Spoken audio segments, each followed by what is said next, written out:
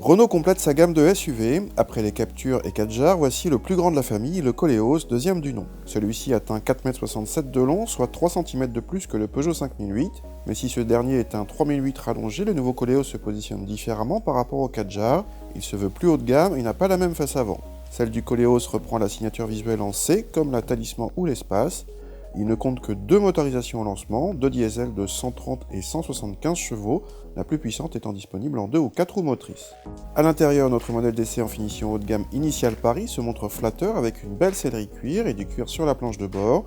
On retrouve l'écran central vertical déjà vu sur les Talisman ou Espace, avec toute la connectivité moderne et les équipements de luxe tels que les sièges ventilés. La présentation est flatteuse à l'œil.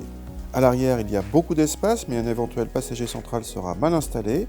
Le coffre avec haillon automatique est annoncé par Renault à 565 décimètres cubes, un poil mieux que le cousin Nissan X-Trail, mais nettement moins bien qu'un Peugeot 5008. Contact et le 2 litres diesel se montrent discrets, les relances sont largement suffisantes, y compris sur autoroute, et on apprécie l'excellente gestion de la boîte à variation continue, qui évite l'effet mobilette, même en appuyant fort sur l'accélérateur, la boîte simule alors des passages de vitesse. Côté châssis, notre modèle d'essai avec roue de 19 pouces s'est montré un peu ferme. En contrepartie, la voiture prend peu de roulis et on apprécie le train avant mordant même sur le mouillé. Mais là où le 5008 propose un certain agrément de conduite, le Koleos se montre surtout efficace et rassurant. En consommation, Renault annonce pour notre modèle d'essai 5,5 litres de moyenne, soit 0,7 litres de plus que le 5008 Blue HDI 180 avec boîte automatique. C'est beaucoup.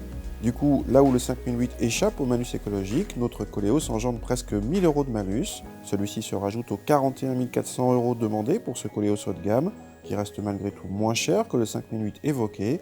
Sachez pour finir que le Koleos n'est pas disponible en 7 places, contrairement au 5008. Si vous voulez 7 places chez Renault, il faut vous tourner vers le Grand Scénic ou l'Espace pour plus de luxe.